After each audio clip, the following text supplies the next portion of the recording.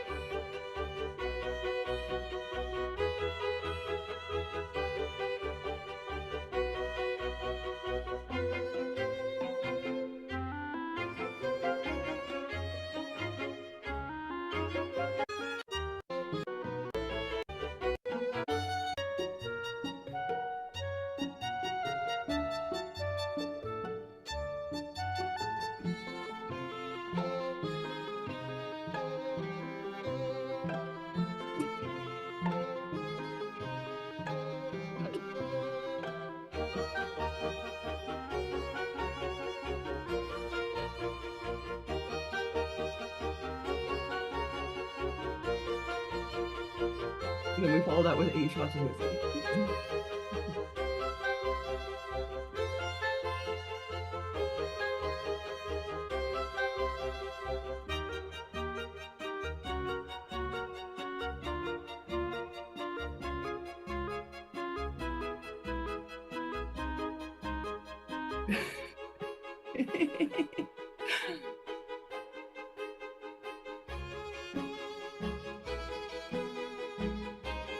Oh my god, that was me.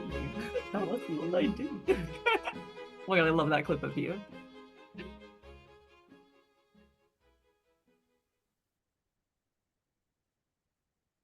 Good evening, everyone, and welcome to Monday Night Travel with Rick Steve Syrup.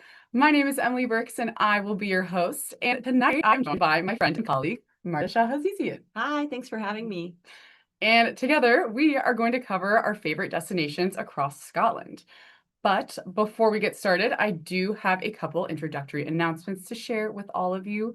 Tonight, Lisa Friend is partially behind the scenes. We will hear from her in a little while about the Isle of Skye, but she will be answering your questions in the Q&A widget in the meantime and sharing some resources related to tonight's program in the chat widget. I also have a couple virtual events that I would like to share with you all before we get things started. So we have an exciting lineup of M&T shows this August. Tonight, Marta and I will be covering the best of Scotland. On August 10, Ben will give an in-depth trip report on his guidebook research in Venice and the Veneto. And on August 17, Cameron is also sharing a trip report from his research around the Germanic world. We also have some more Tours 101 dates on the calendar. For those who don't know, Tours 101 is like a crash course in Rick Steve's tours. We talk about our travel style. We paint a picture of a typical day in the life on a Rick Steve's tour. So if you are curious about traveling with us, this is the event for you. They are always free, and we are holding our next session on August 20th. And finally, I am excited to share that for our season finale on August 31st, we are going to play Monday Night Trivia for the first time ever. Gabe will be playing Trivia Master and quizzing Ben, Lisa, and I on our European travel knowledge. And you can play along too. We'll be sharing a printable scorecard so you can keep track of your points and see if you can beat the M&T team on European themed trivia. This event will be live on our website shortly for registration, so keep an eye out for that. All right, I think on that note, we can finally get this show started, Marta. So some of you may recognize Marta because this is not her first time on M&T. She has joined us for Solo Female Travel, as well as the Best of Switzerland. But Marta, for our audience members who may not recognize you, can you tell us what you do here at Rick Steves Europe? Yeah, definitely. I work at the customer service team here at Rick Steve. So if you call or email us, I'm one of the people you might reach. I answer questions about anything from which backpack to use for your trip to questions about Rick Steve's tours to helping people plan their own independent travel. Wonderful. Well, tonight I have recruited Marta to cover Scotland. And Marta, have you ever solo traveled around Scotland? I did a bit around Scotland, but for the most part, I was traveling with my awesome brother, who I'm sure we'll see some pictures of tonight. Yes, that's right. And I actually have done a little solo traveling around Scotland myself. So I am excited to relive our travels together. So, Do the squares. oh, one moment. I am hearing from our tech help that I need to fix the setting. Thanks for your patience, everyone. All right, I think we are good to go. So tonight we are covering Rick Steves Europe's favorite Scotland destinations, and we'll go over a loose itinerary that tells you how you can link all of them on a 2-week trip. So I went on our 8-day Heart of Scotland tour. This is the shorter of our 2 Scotland tours. It starts in the Highlands town of Inverness and it ends in the capital city, Edinburgh. And I went on our Best of Scotland tour. This is a 13-day tour that starts in Glasgow and ends in Edinburgh and visits islands, highlands, and Inverness in between. Those are both fabulous itineraries, but tonight's show is geared toward independent travelers. So we'll follow Rick's 2-week Scotland trip by car taken straight from the guidebook. As always, each destination is labeled by recommended number of nights to stay, as well as color-coded based on must-see, try hard to see, and worthwhile. If I'm carving out my own itinerary, I tend to start with what's recommended in the book and then tweak it depending on the amount of time I have. It may be more, maybe less, as well as my interests. But this is a really great itinerary. I know for me, it's always helpful to get a size reference in comparison to the US, and Scotland is roughly the size of South Carolina.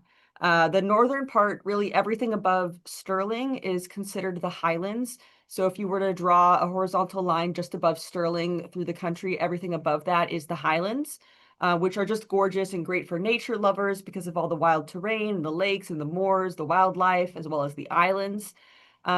This is really where there are some areas you would need a car.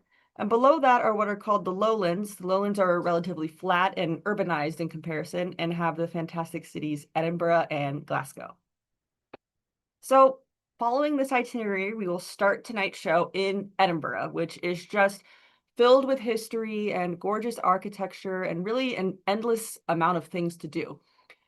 Here's my brother and I on the beautiful Victoria Street, which I just love. This winding cobblestone street lined with colorful buildings. For any Harry Potter fans out there, this is the street that inspired Diagon Alley. Edinburgh is a pretty compact city with many of the main sites being fairly close to one another. So it is a bit hilly, but it's still quite walkable. I stayed in the Old Town, which is where tourists will spend most of their time since so many historic sites are there, such as the Royal Mile. This is the historic street which connects the Edinburgh Castle to the Palace of Holyrood House. The Royal Mile is it's a tiny bit longer than a mile long, and it's filled with pubs and shops, museums, landmarks. A really fantastic way, I think, to start your time in Edinburgh is to walk the Royal Mile and really take in the city, see the musicians and the magicians and the other entertainers along the mile. There are also literary pub crawls and ghost tours you can do on the mile. Recommendations for companies that run those can be found in the guidebook. And our free Rick Steves Audio Europe app also has an excellent audio guide walking tour of the Royal Mile. Edinburgh Castle sort of iconically perches on a hilltop towering over the city. It was the home for Scotland's queens and kings from the 11th century to the 16th century. So like many things in Scotland, it's very old. It is essential to book a visit to the Edinburgh Castle in advance at their official website. If you visit the castle, you can see the Scottish Crown Jewels, Scotland's National War Memorial and Military Museum, St. Margaret's Chapel, which is the oldest surviving building in Scotland. And the hotel that we stayed at on the tour was actually just around the corner from here. So it was close to the castle, but on a quiet street, which was perfect because it was quiet, but we were still centrally located. On the other end of the Royal Mile is the Palace of Holyrood House, which has served as the principal royal residence in Scotland since the 16th century. So it is used by the royal family when they make visits and official events, such as the annual tea party hosted every July. Inside, you can visit the elegantly furnished Victorian rooms, the inner courtyard, the royal bedchambers, and you can visit the private chambers of Mary Queen of Scots, where infamously in the year 1566, conspirators stormed in and murdered her secretary by stabbing him 56 times. The floor was so soaked with blood that there is a blood stain that you can still see to this day. Ooh. I really love digging into the history of the place that I go, but I also love to see the modern day life and what issues the place is grappling with now. So near the Palace of Holyrood House is the Scottish Parliament building. And the Scottish Parliament is made up of 129 members. They are all elected by the people. And all the meetings in the debating chamber are open to the public and free. You just have to reserve on their website. Typically, they will have chamber business every Tuesday, Wednesday, and Thursday afternoon. So I reserved a spot online and I went to one myself. And wow, what a fascinating way to learn about Scotland's political landscape. Something I really enjoyed about visiting Scotland as an English speaker, and this is going to sound obvious, but it's that we speak the same language. So I felt I could observe and partake in the culture in a way that I can't in so many other places that I travel. You know, I would love to observe political debates in so many other countries, but I just simply wouldn't be able to understand due to the language barriers, which aren't present here.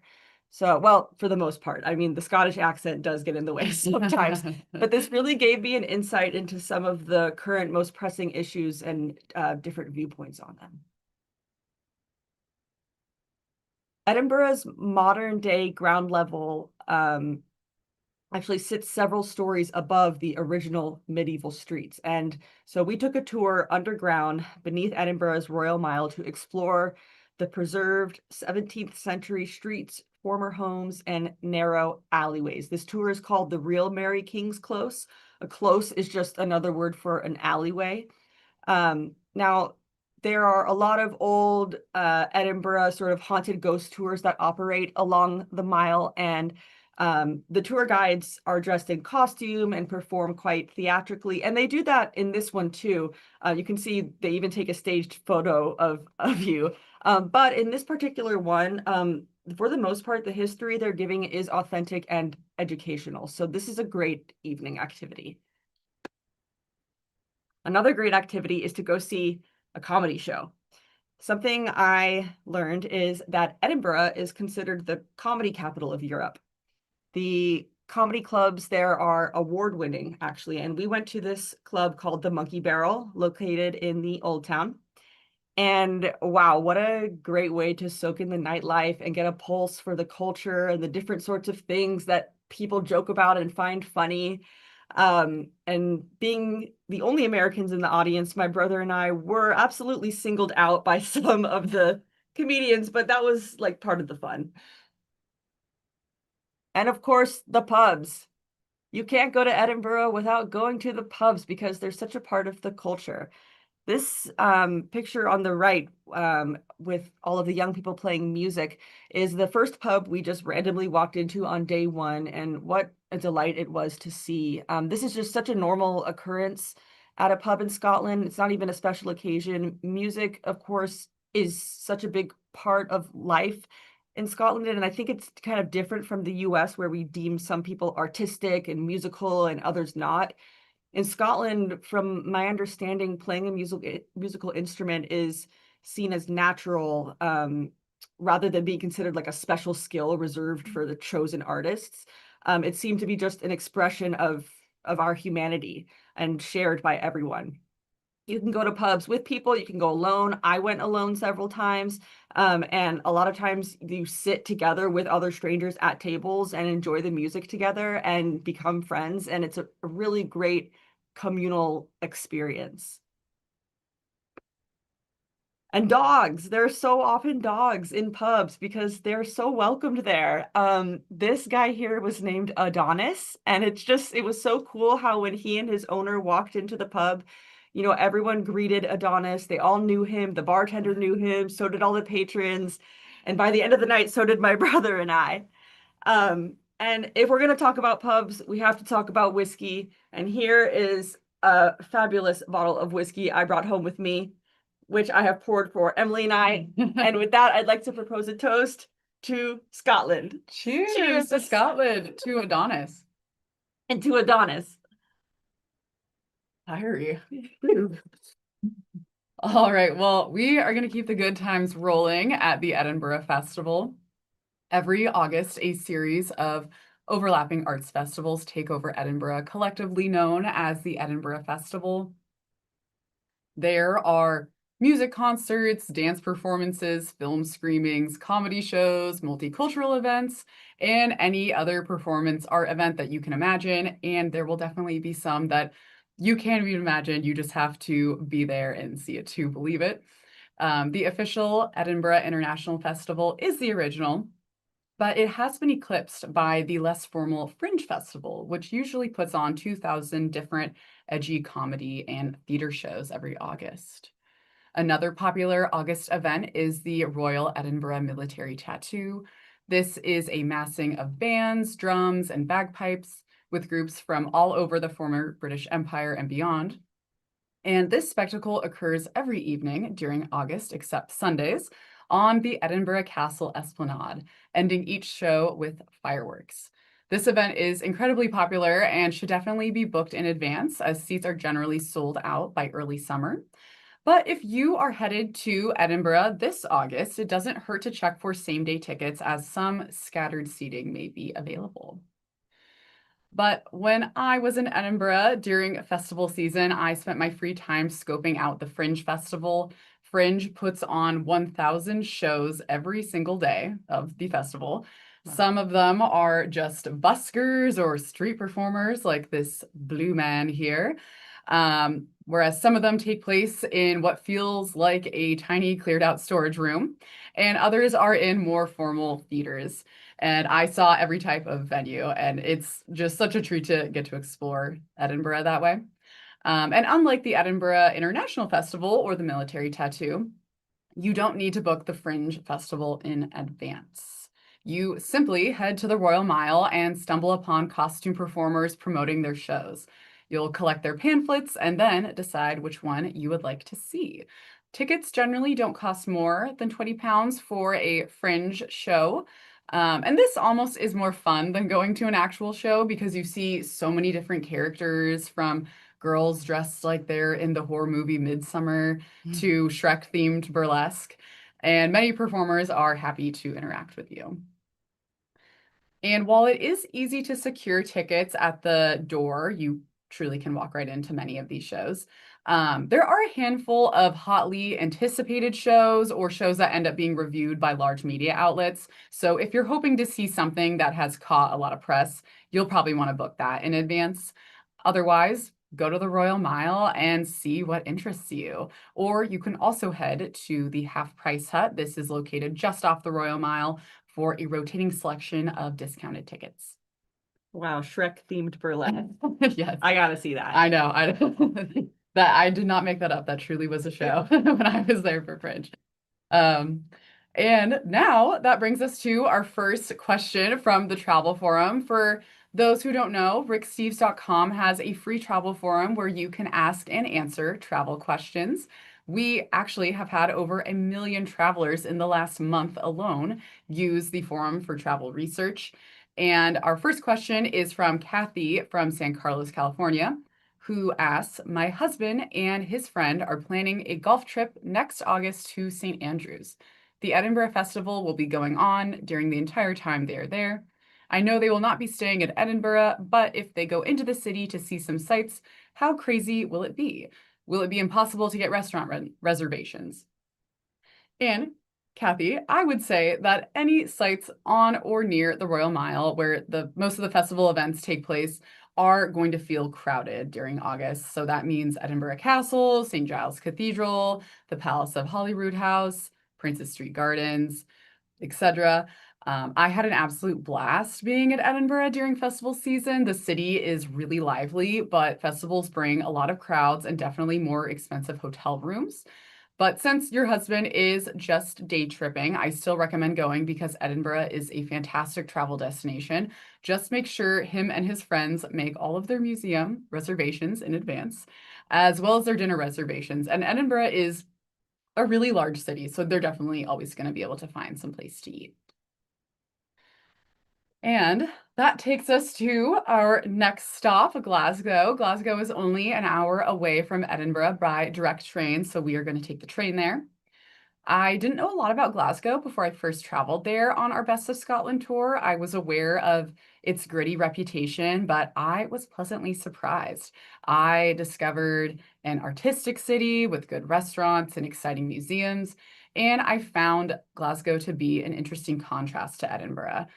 Unlike Edinburgh, Glasgow has no upper crust history. It's a thoroughly down-to-earth city. And if you want a complete picture of urban Scotland, you really need to visit both Edinburgh and Glasgow. So we'll begin our tour of Glasgow by stepping off the train at Glasgow Central Station. And we find ourselves in the middle of downtown, surrounded by beautiful Victorian architecture. Glasgow has been called one of the world's best examples of a Victorian city. And some movies have even, that are set in 19th century New York, have actually been filmed in Glasgow because it made such a good set. Interesting. Just a short walk from Central Station is George Square, home to beautiful City Hall. Glasgow had its heyday a century ago. It was at the forefront of the Industrial Revolution and a shipbuilding powerhouse, said to have produced a quarter of the world's ocean-going ships. But after World War II, the city fell on hard times, giving it a rough edge and rundown reputation. But the city has revitalized, and today it's home to a thriving arts and music scene, which in proper Glasgow fashion has an anti-establishment bend to it. Sometimes art shows or concerts are held in flats or abandoned buildings.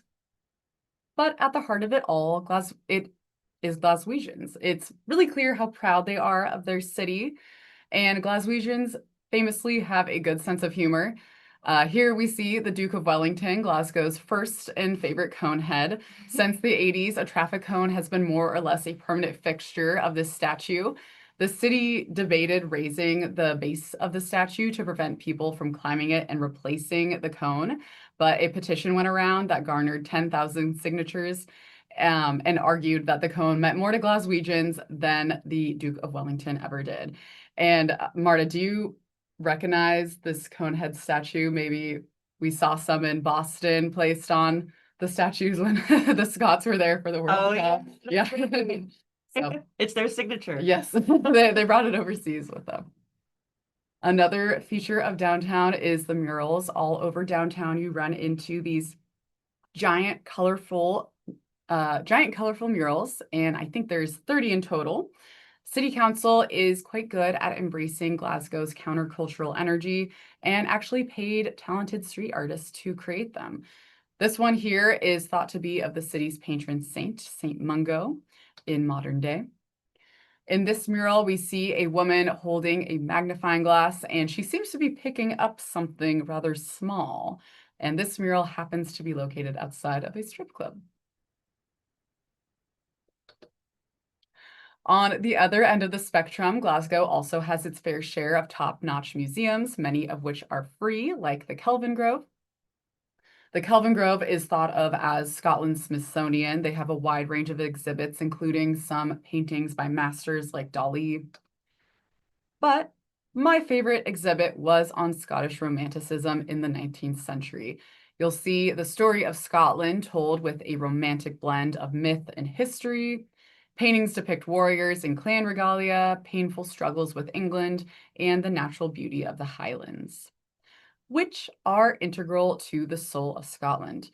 If you are headed to the Highlands on your Scotland trip, as we are, this is a great way to get excited about exploring the Highlands and gain a better understanding of their role in Scotland's cultural imagination. The museum also boasts an exhibit to Scotland's most famous architect, a Glasgow native, Charles Rennie Mackintosh, who developed his own flavor of Art Nouveau called the Glasgow style. But I prefer to visit the Mackintosh house. This is an exact reconstruction of Mackintosh and his wife's real home with the original furnishings included. And Mackintosh was famous for creating unusually harmonious spaces. He designed every single element of his projects, including the furniture, the curtains, and even the cutlery. And anyone who likes visiting the homes of artists, I highly recommend visiting the Mackintosh house. This is really a unique opportunity to immerse yourself in an artist's world. Another place you can enjoy Mackintosh's work is the Old Willow Tea Room, an Art Nouveau masterpiece. These tea rooms are an exact replica of the original. This also makes a great lunch stop. The food is good and the prices are quite reasonable. Just make sure you make your reservations in advance because they can fill up. And speaking of food, that brings us to our first hot take, and that is that Glasgow is an underrated food city. Glasgow is full of cozy gastropubs that do elevated pub food and trendy joints doing more experimental fusion cuisine. And as with any big city, it's home to a diverse variety of cuisines. I had the best Indian food of my life in Glasgow. But if you still don't believe me, I will also add that Anthony Bourdain often said that Glasgow was one of his favorite food cities. Wow, that says a lot. It really does.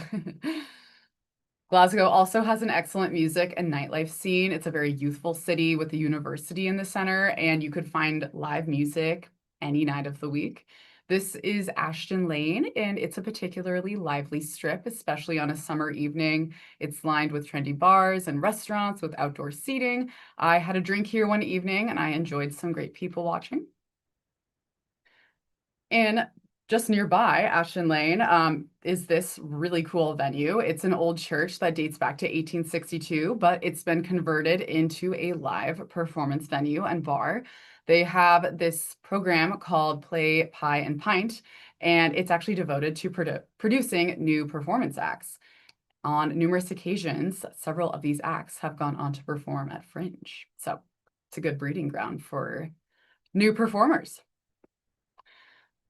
And now it is time to leave Glasgow, so we're going to pick up our rental car and drive to Oban, which is conveniently located halfway between Scotland's lowland cities and highland destinations like the Isle of Skye or Inverness. Oban is a charming port town on Scotland's west coast that is equal parts endearing and functional. You'll find no important sights here, but Oban makes up for it in its character, good restaurants, and nightlife. And of course, its natural beauty. You'll even find white sand beaches here. Oban is also the gateway to the Hebrides Islands, and you'll find plenty of handy ferry connections leaving right from Oban's harbor. There are a couple of great full-day side trips you can take from Oban to the Inner Hebrides Islands like Mull, Iona, and Staffa. We will get to those in a moment. But first, I want to give Oban the spotlight. It's a compact little resort town that's easy to explore. You'll find lots of beautiful Victorian architecture and some rugged fishermen.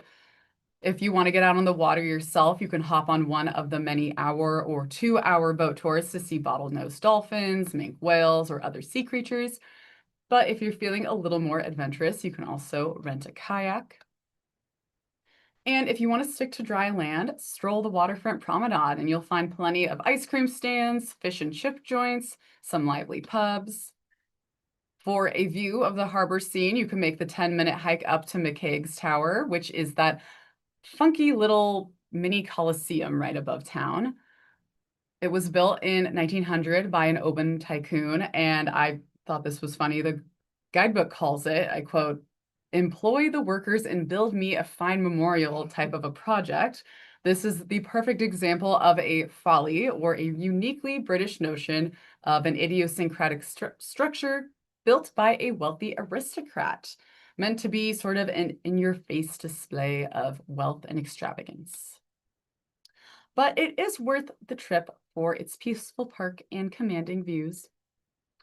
Just a scenic mile walk up the coast from town is a ruined castle and an old house that tell the story of the MacDougall clan, who've lived there for over 1,000 years.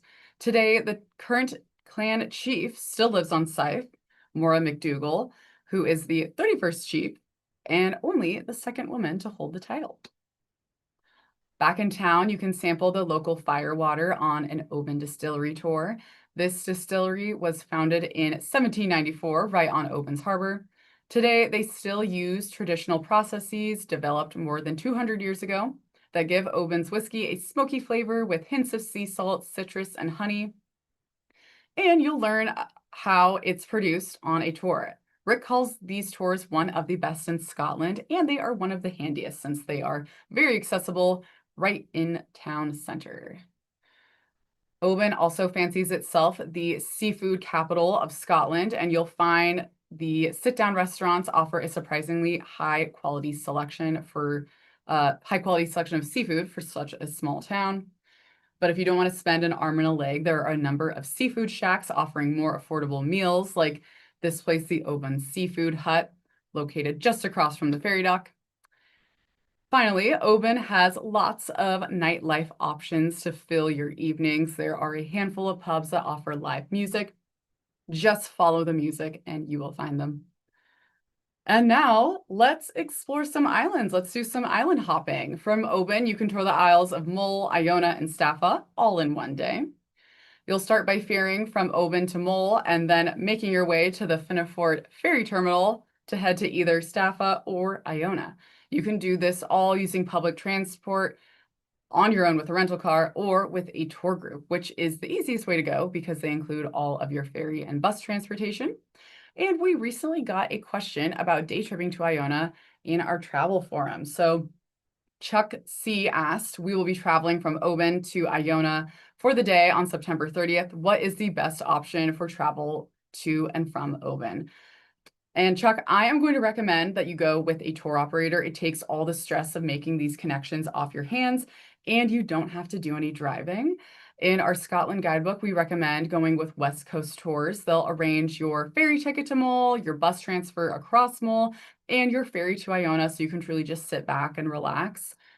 They also offer, they offer day tours to Mull and Iona, as well as the Three Isles tour if you would like to add on Staffa. No matter what islands you choose to go to, your journey will start with an hour-long ferry from Oban to Craignier Ferry Terminal on Mull. Then you'll begin a very scenic 75-minute drive to the Finnefort Ferry Terminal, where you'll catch the ferry to Iona. When you arrive at Finnefort, you'll hop on a tiny little ferry that takes about 200 walk-on passengers and make the 10-minute sail to the beautiful island of Iona, the birthplace of Christianity in Scotland. If you're day tripping with a tour operator, you'll likely have about 2 hours to explore the island on foot on your own. And I think Iona is well worth the day trip. It's stunning, it's peaceful, it's very spiritual. It's the perfect place for meditation, partially thanks to its history, which dates back to the year 563, when St. Columba, an Irish scholar, soldier, and priest who vowed to leave Ireland following a small war, stopped here on Iona and decided to establish an abbey. His monastic community flourished, and Iona became the center of Celtic Christianity. Missionaries from Iona spread the gospel throughout Scotland and northern England, and scholarly monks established Iona as a center of art and learning. It's believed that the Book of Kells, considered the finest piece of manuscript art from early medieval Europe, was made on Iona in the 8th century. The island was so important that it was the legendary burial place for ancient Scottish clan chiefs and even some kings, including Macbeth of Shakespeare fame. If you visit Iona, you can and should visit the Abbey. It has a beautiful interior courtyard. And in the past generation, an active new religious community has cropped up on the island, and it's given the abbey a fresh new life. But just make sure you give yourself enough time to explore the island outside the abbey. You'll discover white sand beaches, beautiful gardens, and maybe even meet a few locals. With 2 to 3 extra hours, you can add an excursion to Staffa to your Mole Iona day trip. Staffa is a thrilling side trip for nature lovers. The island is completely uninhabited and famous for its mostly hexagonal basalt columns that are really quite bizarre looking. If anyone has ever been to Northern Ireland's Giant's Causeway, know that Staffa is the other end. If you can stomach a thrilling cliffside walk, you can peer into Fingal's Cave. But the highlight of Staffa, however, is puffin watching. Every spring and summer, a large colony of Atlantic puffins settle on Staffa. These birds are such charming little creatures, and they're quite tame. So if you visit at the right time of year, you are sure to see them. But keep in mind, I went in very early August, and there was only a couple stragglers left on the island. So I would recommend planning your Scotland trip a little earlier in the summer or spring if you're hoping to see puffins. And no matter where you go in Scotland, make sure you bring a good raincoat. So that concludes our time in Oban. Now it is time for the Isle of Skye, just a 3-hour drive away in our rental car. I also want to add that Rick's 2-week Scotland road trip doesn't just map out a great itinerary, it also tells you how to make your drive scenic and where you can add in some extra sightseeing. So during this drive, with just 30 extra minutes of driving time, we can make a pit stop at Glencoe, which is one of the Highlands' most scenic valleys. Here you can do some hiking and take in a good dose of some brutal clan history. And on that note, I am going to turn things over to Lisa Friend, who's going to tell us about the Isle of Skye. Hi, everyone. Hi, Emily and Marta. Thank you so much for allowing me to share some of my knowledge about Scotland. I'm going to share my knowledge and hopefully I'm going to share my screen. So let us see how this works. Okay, does that look good? Click one more time. Oh man, how many times did I There you go. Looks Oh, good. no, I had it. It was super slow. Okay, so I'm going to talk about the Isle of Skye, but before I get there, I want to talk a little bit about something that's north of Glencoe. So Emily mentioned Glencoe, and I'm going to talk about what you can see after Glencoe before you get to Mallig, which we'll talk about in a second. So we're going to see Glenfinnan. So Glenfinnan is famous for two things: for its monument to Bonnie Prince Charlie, who came ashore here to lead a Jacobite rebellion in 1745. Sadly, it's also where he left from 8 months later after the rebellion did not go very well. We'll talk about that when we get to Culloden. You can see that you can climb up to the top of the monument for an even better view. But I like to go on the hill behind the monument because you can see this gorgeous sea loch and you can see the Glenfinnan Viaduct, which is almost 1,000 feet long and supported by 21 arches. And it might be familiar to anyone who saw any of the Harry Potter movies because this is where the Hogwarts Express came across, and there is still a steam train that goes from Fort William to Mallig to this day. So if you want to do that, it's called the Jacobite Steam Train, and you reserve it a few months in advance, and it's a lot of fun. I did it with my family and some friends once. Anyway, but we're here to talk about the Isle of Skye, which is the largest of the Inner Hebrides Island. It is about 600 square miles. It has a population of 13,000 people. About a quarter of those people live in the town of Portree, which we're going to see in a minute. And the thing that I love about Skye is you're never more than 5 miles from the sea. So there are two ways to get on and off the island. If you're coming from the south, as we are in this itinerary, I'm going to recommend that you take the Calmac ferry from Mallig to Armidale. It costs you about 20 pounds for a car and 2 people. Runs pretty often. You do need to make reservations in advance. A couple months in advance, nothing wrong with that, but at least a day in advance. And you need to show up at the dock a minimum of 30 minutes before the sailing. The other way to get on and off the island is the bridge from Kyle of Loch Alsh to Kailikin. And this is better if you're going to Inverness or coming from Inverness, which will be what we do at the end of my talk on Skye. So you're going to base yourself probably in Portree. This is the harbor. Portree is very photogenic because of its beautifully pastel colored houses.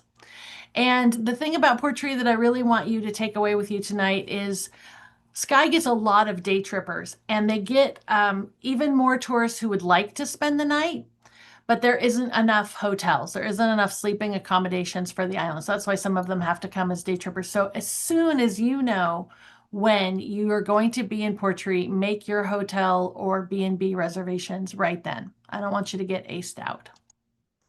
So one of the top sites on the Isle of Skye is a self-driving guided tour of the Trotternish Peninsula. You're going to see things like Kilt Rock, which is just beautiful, and the folds of this rock are supposed to look like a Highlander's kilt, so that's why it's named Kilt Rock. You'll also see the Old Man of Store, which is this very sharp rock on the right-hand side of your screen. It is a basalt rock that broke away in a landslide 6,500 years ago and ended up on its end, and the wind has whittled it down into a pinnacle in the subsiding and in the recent years. So the other thing that you can see on the Trotternish Peninsula is the Skye Museum of Life. So this is a really cool little museum that is still owned by a family. It's a collection of about a half a dozen crofters' cottages, and they show you how people were living 100, 150 years ago. One of the things that might surprise you about Skye is that it is a burgeoning foodie destination. So there's really several fine dining establishments on Skye. This one is called the Three Chimneys, and if you saw our foodie episode that we did not that long ago, you'll recognize some of these pictures. One of the things that Skye can do very well at these restaurants is take advantage of really high quality local ingredients, Angus beef and seafood. So here you have a scallop on the left-hand side and this beautiful dish on the right-hand side with those little pink dots. Those are salmon mousselines from fresh local salmon, and it was scrumptious. One of the other things that I would highly recommend Skye for is hiking. So the scenery is spectacular. This is the old bridge at Slageigan. And the other thing that I really like about hiking on Skye is the paths are really well defined. They're pretty level in a lot of places. So this one is visiting the fairy pools, and you can go for about a 9-mile hike up into those hills. And like I said, very well-defined path. Or you can just take the 30-minute short hike, and that'll take you right to the fairy pools. Another tip that I would like to give you is because of the amount of day trippers that come, if you're going to take that long hike, you want to get there in the morning. There's a big pay lot that'll be pretty empty with a bathroom. And if you're there in the evening or late afternoon, because it stays light so late, you could visit the fairy pools at 6 p.m. and you would have it almost all to yourself. So those are some tips I'd like you to have. And then the hiking that I prefer the most is beach hiking. So this is called the Point of Slate hike, and it's about 5 miles, and it is on the very southernmost tip of the island. And you can see again, well defined, and the payoff at the end is well, besides these wonderful little compatriots on the path of the sheep, the payoff is this beautiful white sandy beach. I had no idea that Scotland has white sandy beaches, but they do, and they're worth hiking to.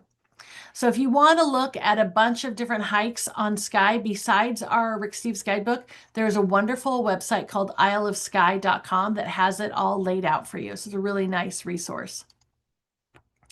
Another site in Skye is Dunvegan Castle, which is beautifully situated on the water. And it is the HQ of the MacLeod clan.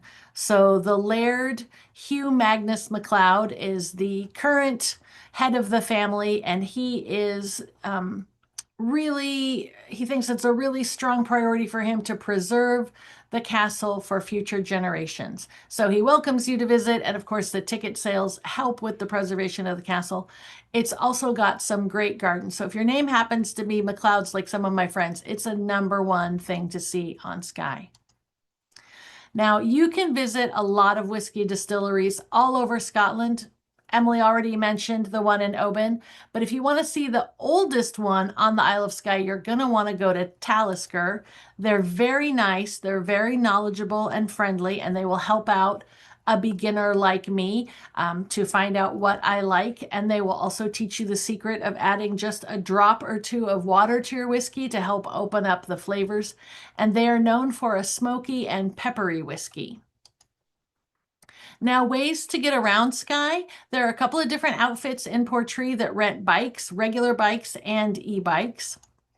And I want to talk to you about the hot take because Emily mentioned hot take. And I, as a person who's slightly older than my two co-hosts, I didn't know. I thought a hot take was just like a pro tip or a life hack. But I found out from Marta that it usually means there is a controversial element to it. So my hot take is that Scotland is the best country for right-handed driving in Europe. So better than Ireland, Wales, and England. And I'll tell you why. Some of it is just the scenery. Look at this beautiful scenery on Skye. The roads are pretty big. They don't have any of those pesky hedgerows that you do have all over the place in Ireland, which makes me feel claustrophobic. So they don't have no hedgerows, but they don't have very many on Skye. So the roads are bigger, not a lot of traffic, and you will find a primitive road every now and again, but the people were courteous and calm, and I enjoyed driving there. I didn't have any problem just pulling out to the nearest lay-by, it's called, and waiting for somebody to pass, or a couple of times I had to back up, which is made easier with backup cameras now, so I didn't have any problem. And I want you to know, if you're like me and you haven't driven a manual for many, many years, you should know that most cars that you rent now that are manual come with something called hill assist, which means that if you're starting on a hill, you don't have to worry about rocketing backwards down the hill when you put it in first and try and accelerate. So they have some sort of braking system. So that's just right there is a really, really wonderful addition to driving with a stick. So if you can do it, you're always going to save money by driving a manual car. Now, on this particular trip, I got a free upgrade at the airport in Glasgow where I picked up my car, which is a great place to pick up a car, especially for the itinerary that we're talking about tonight.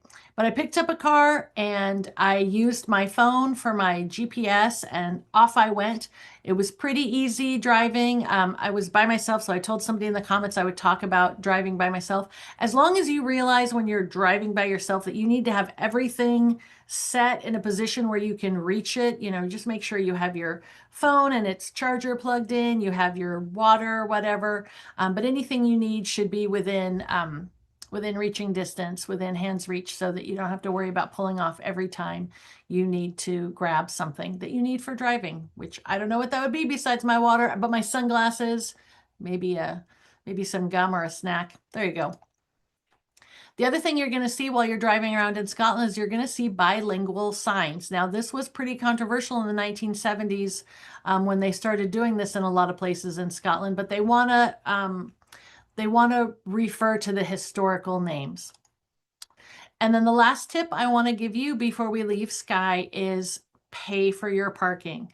So there are a lot of pay lots in Skye, almost all of them, and it's worth figuring out how to use the system to pay and display or to use your phone because they're pretty vicious about handing out their £50 fines. I'm sure it's a big income stream for them.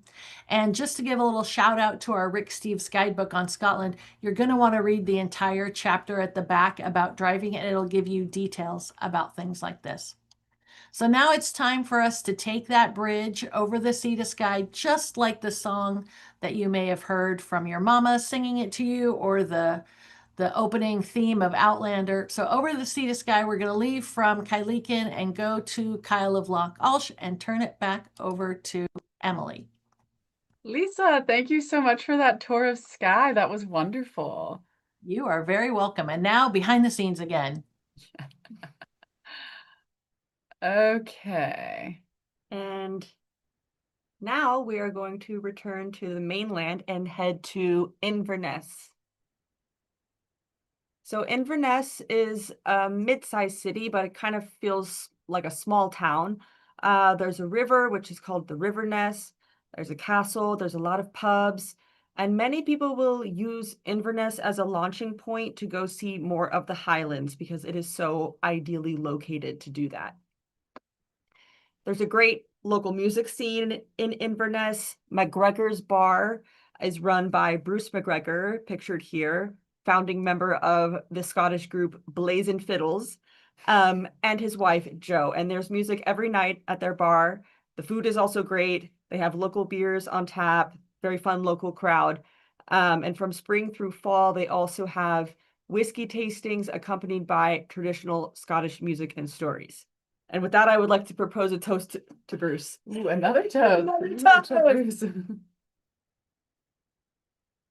So near Inverness, just like a 20-minute drive away, is Loch Ness. And Loch is the Scottish Gaelic word for lake. So this lake, of course, is best known for the claimed sightings of the Loch Ness monster, with legends dating as far back as the 6th century. So we took a boat cruise here in search of Miss Nessie. And Loch Ness is truly a massive lake. It's 23 miles long, 754 feet deep. Wow. So it's one of the largest lakes, not only in Scotland, but in all of Great Britain. So it's no surprise that a giant sea creature such as Nessie would find it a suitable home, I think. I didn't see her, but I still believe. I still believe as well. But alas, this Wi-Fi symbol was the closest we got to seeing Miss Nessie. Just up the lake are the ruins of the Urquhart Castle. This is the largest medieval castle in Scotland, and it was built in the 13th century. It has a very tumultuous history, which they will teach you about when you visit it, where it was basically captured by England and then changing hands multiple times between the English and the Scottish. It was attacked and raided so many times, and in the late 1600s, it was deliberately blown up so that it could never again be a military stronghold. And these are the ruins we see today. There's an excellent visitor center here with a really good 8-minute film taking you through thousands of years of history before you explore the grounds yourself. And now I have a hot take. And thank you, Lisa, for explaining what a hot take is. I know so many of us associate Scotland with the Loch Ness Monster, but my hot take is that a Loch Ness boat cruise is a skippable activity if you're limited on time. If you happen to be driving by and you pass the lake en route, you can just stop by, look at the lake, maybe take a picture, rather than going out of your way to go take a boat cruise as a side trip. Maybe you can visit the Urquhart Castle. Besides, many Loch Ness monster sightings do take place near the castle after all, since it's at the deepest part of the lake. Up in the general Inverness area, you can also stop to say hi to some Highland cows, or hairy coos, as they are affectionately called by the Scottish. They are these just adorable shaggy-haired cows that are a national symbol for Scotland. And shouting out our Scotland guidebook once again, the new book is going to list half a dozen farms where you can come within petting distance of these cuties. Another side trip from Inverness is the Culloden battlefield, which is the site of a battle in 1746 where the Jacobites, a group made up of mostly Scottish Highland clansmen, were crushed by a British government army. The Jacobites went on an exhausting night march before the battle and ended up starving and disorganized on this open, boggy moor where they were essentially slaughtered by the other side. Around 1,500 people died, nearly every single one of them Jacobites. The whole thing was over in less than an hour. And after this battle, the government implemented new laws that banned people from wearing kilts, playing the bagpipes, or speaking their native Scottish Gaelic language. So the tragedy of this battle kind of marked a greater oppression of the Highlanders. This is really it's a mass graveyard, really, because the Jacobites who died here are buried here, and there are special gravestones on the grass for the different family clans who lost their lives here. You know, when you visit a place like this, you really see why there is so much pride among Scottish people for their homeland and their Highland culture, and you see why that is so important. All right, well, on a slightly lighter note, I wanted to just mention that back in town after a busy day of sightseeing, Inverness has no shortage of nightlife to keep you entertained. As Marta mentioned earlier, Inverness is a great place to hear Scotland's traditional folk music. There are so many venues in town offering live sessions, but instead of just listening, you can also attend a ceilidh. These are social events featuring live music and group dancing, and I joined one at the Hootenanny, and it was one of the highlights of my trip. At a ceilidh, anyone is welcome to join in the fun. These events are casual, and often the singer will teach you the steps to each dance, as was the case at Hootenanny. And ceilidhs happen all over Scotland at bars and dance halls, but I think Inverness is a particularly great place to attend one because they cater to tourists and they really hold your hand when you are learning the steps of the dance. And it does make it a little easier if you've had a whiskey or two before you hit the dance floor. The ceilidhs. Yeah, the ceilidhs. All right, so we are going to leave the city behind now for the scenic and rural charms of Eastern Scotland. Zooming in a little, all the destinations and experiences we'll be covering in this section can be found on this map. Many of the Highland cliches that you may dream of before coming to Scotland, like misty mountain scenery, sheepdogs, hairy coos, remote castles, can be found in this area, especially within the boundaries of Cairngorms National Park. But before we get into all of these Highland sights and experiences, we are going to recommend a couple charming villages that would make a great home base. Just south of Cairngorms Park is the touristy but charming Pitlochry. This town offers easy access to plenty of forest hikes and riverside strolls, as well as plenty of good dining options. I stayed here on our tour and I loved how lively the town is during the evening. And while it is a little touristy, the town definitely still has the feel of a real community. People are really friendly and bursting with town pride.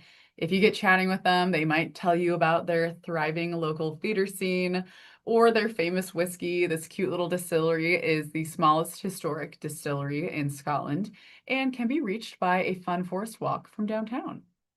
Another worthy home base is the pint-sized town of Dunkeld. This town is quite a bit quieter than Pitlochry, but is home to a burgeoning foodie scene with a scenic spot right on the river. And on the riverbanks, you'll also find this beautiful ruined cathedral.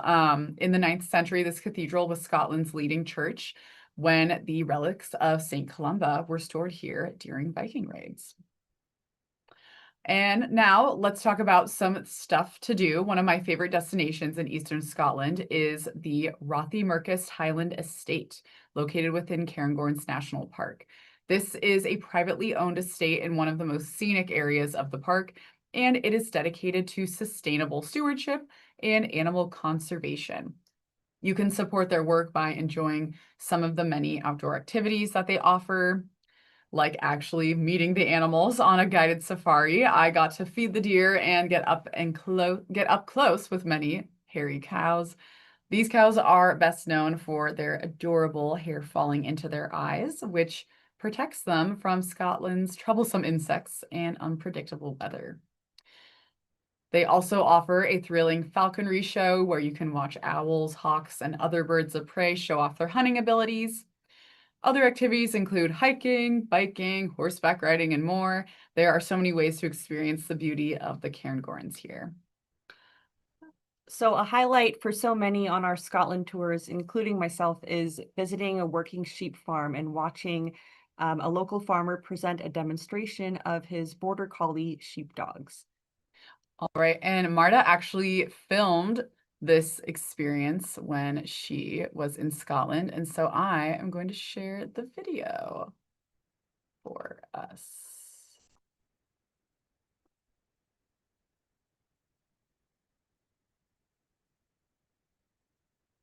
One of my favorite experiences while on the Rick Steves Heart of Scotland tour was visiting a working sheep farm.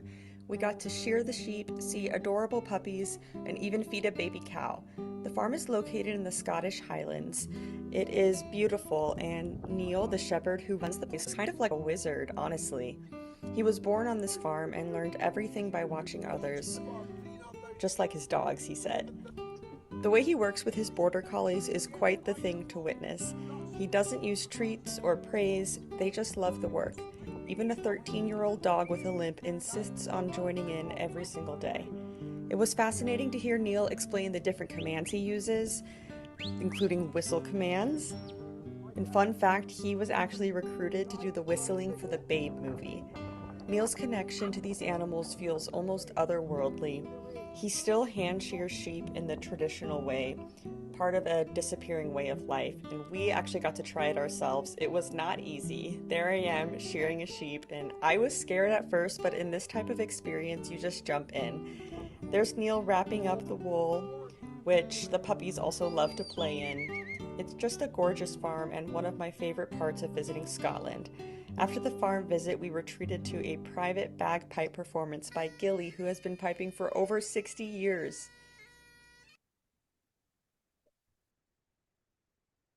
Okay, and you guys, if you visit Neil's farm, you're probably going to get to hold the puppies, which Yeah. is reason enough alone. There are always to- puppies, too. I to was worried visit. when I went that there might not be any puppies, but it seems there's always puppies.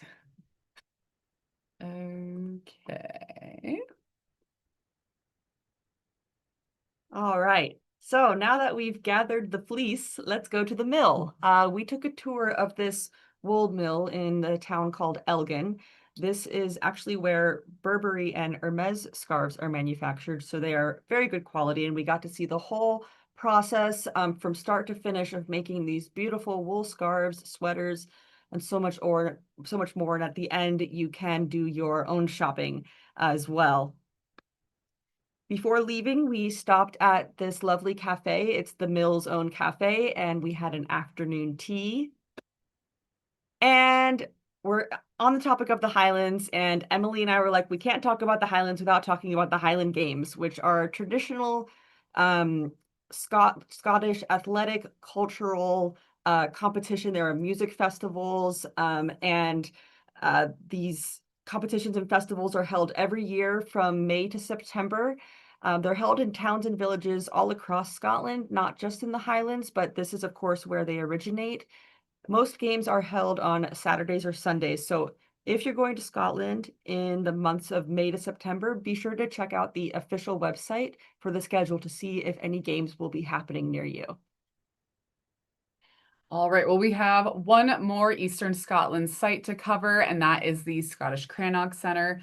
Across Scotland, you may find little round islands on lochs. Archaeologists have discovered that these are the evidence of crannogs, or circular houses on stilts, which date back to 500 years before the Christian era.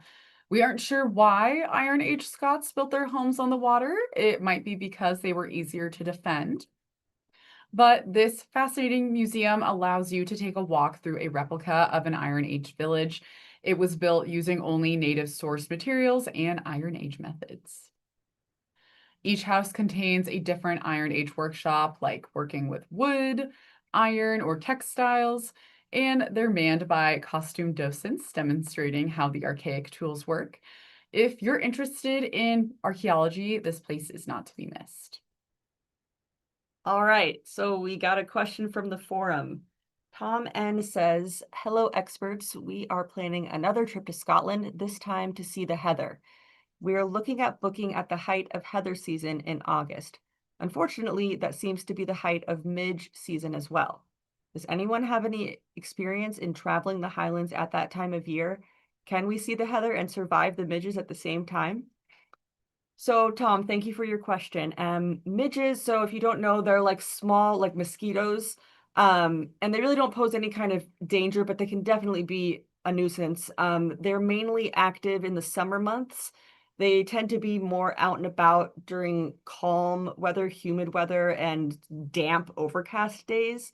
They don't really like bright sun, dry air, or winds.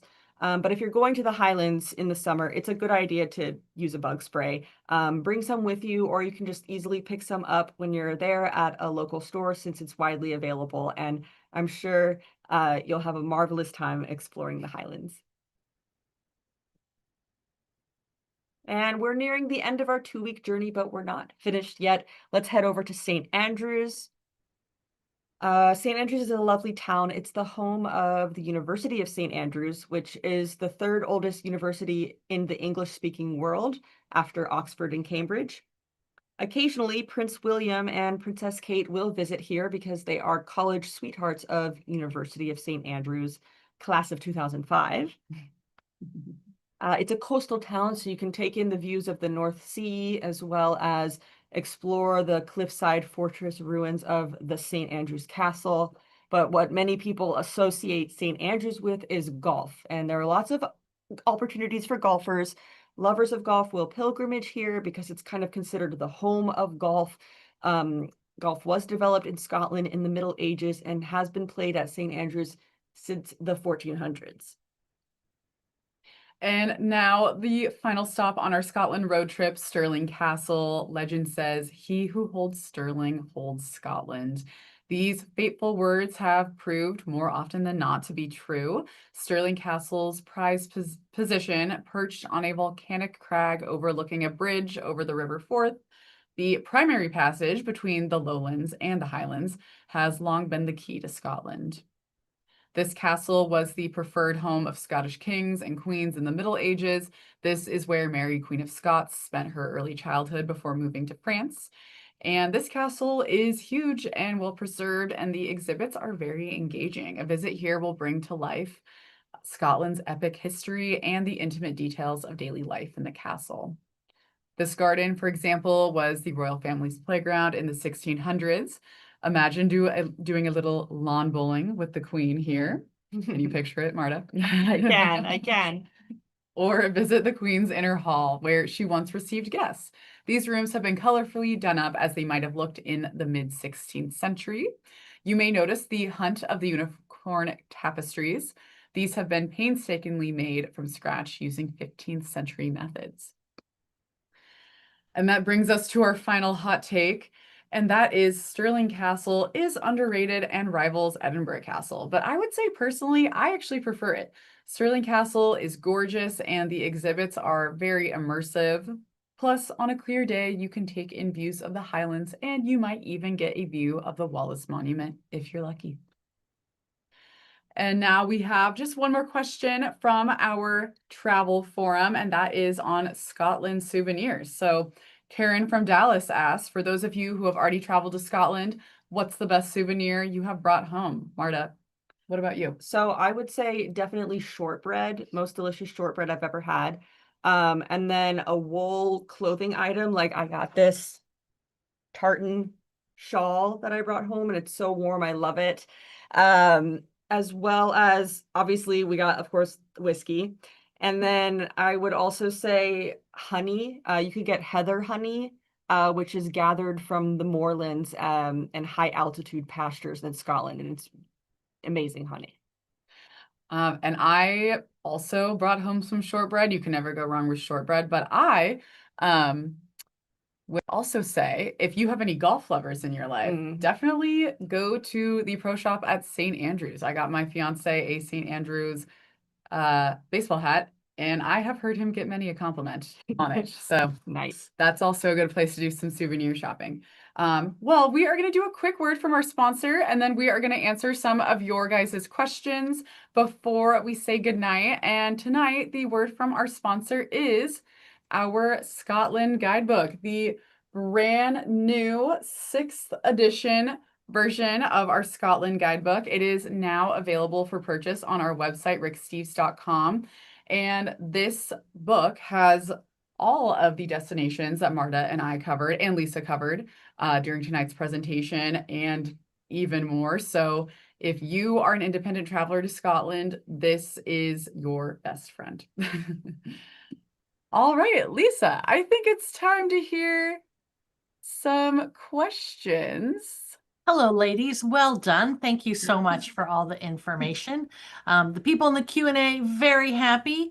I thought the funniest thing that I saw in there was a woman said, "Hey, last week we had you feeding a baby cow, and this week we had feeding a baby cow, so let's keep it going." I'm on vacation next week, so I don't know who's doing the show, but they better include a baby cow being I fed. think it's Ben. He's talking about Venice, so We got to make it happen. maybe he's visiting some cows in the Veneto, hopefully. That's going to be a tough one. Well, I want to start you ladies out with a this or that because I want to get your hot takes Yeah. on some information. So, are you ready, Emily and Marta? I Yes. think we're ready. Okay. This or that, Highlands or Islands? So I haven't gone to the islands yet. I've only gone to the Highlands. So, but I do think that the Highlands can be a bit more accessible if you maybe have a shorter trip. Hmm. Yeah, fair enough. But having not gone to the islands myself, I would pick islands because I want to go. I think I'm gonna say islands because, and this is cheating, I believe that the Isle of Skye is considered the Highlands as well. So you can have the best of both worlds. Okay. Correct me, Lisa. Okay, trains or car? I think for definitely for the lowlands, you can do public transport. You don't need to rent a car. I think you could also just, if you had a shorter trip, you could go to Edinburgh, then you could train up to Inverness, and then you could do day trips from Inverness, like with little side trip companies. But I think if you really want to get deeper into the Highlands and some of those places in Eastern Scotland and Isle of Skye, preferably, you're going to want a car for those. I agree. So what's your preference, Marta? Like car or train? Which one? Oh, I'm always if it's an area that's harder to access, give me a car because then I can go anywhere. I can do anything I want. Car. Okay. Edinburgh or Glasgow? I have to go Edinburgh. There's not any city like it. I agree. Edinburgh is just packed with museums. The skyline is so Yeah. dramatic. And the way it just sort of hangs off of like the old town hangs off of a cliff. It's just Yeah. like so stunning, like just visually. But there's also just so many things to do. Like you'll never get bored in Edinburgh. But I do love Glasgow. Glasgow has a soft spot in my heart, but I'm gonna have to go with Edinburgh.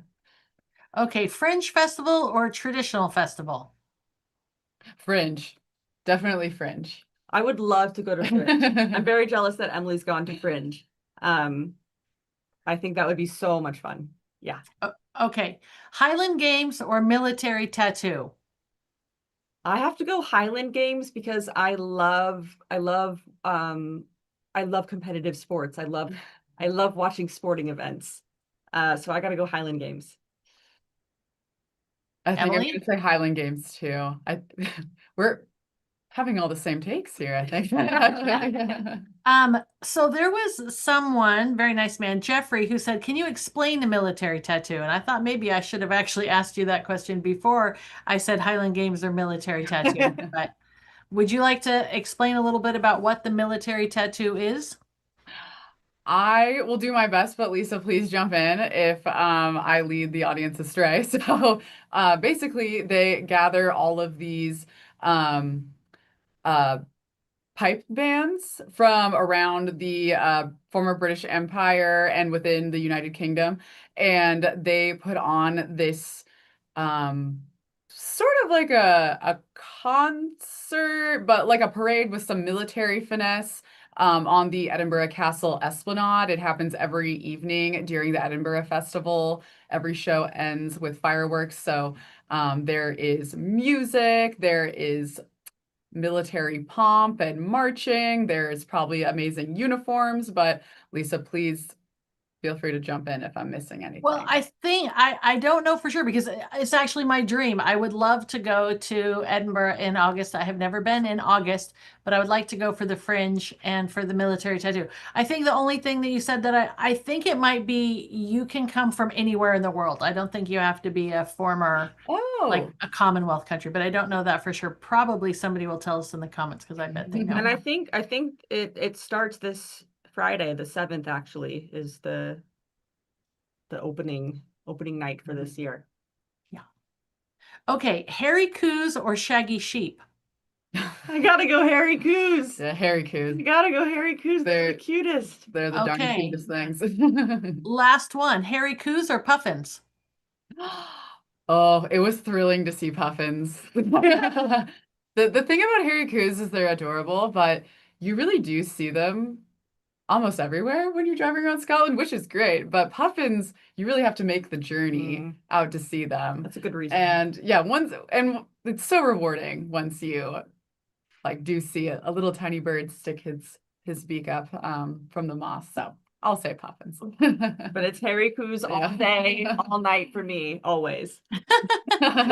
Okay, Gary would like to know, what do you think is Scotland's best kept secret?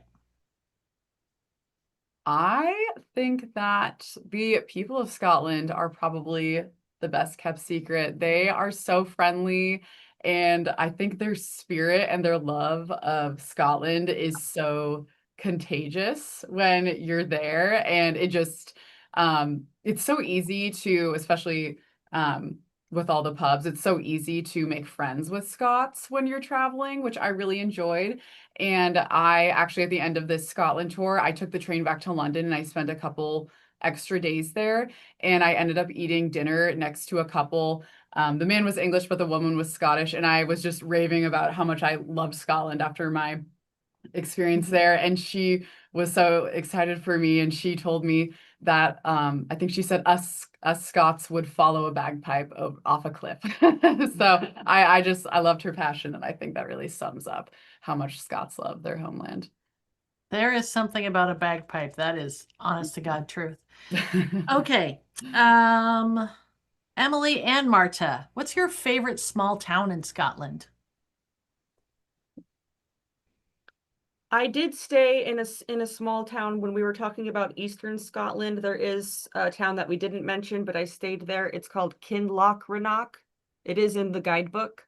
And that was a true small town. And we stayed at this hotel estate kind of place that was right by a lake, and it was gorgeous. I really felt like we were the only tourists there, so I enjoyed that.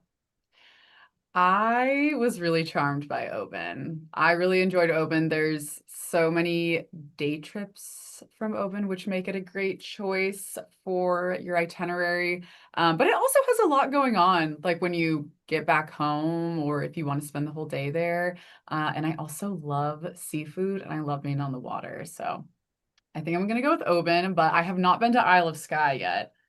And especially after all of your pictures, Lisa, I'm very excited to make it there on my next Scotland trip for sure. Okay, last question. A question we get often. Lynn would like to know, when is the best time of year to visit Scotland? Really, I would say anytime between May and September is ideal weather-wise, and to have longer days with more sunshine. I went in May and it was lovely. I mean, the weather can be all over the place. It is Scotland, but you're getting more daylight during those months, so it's better.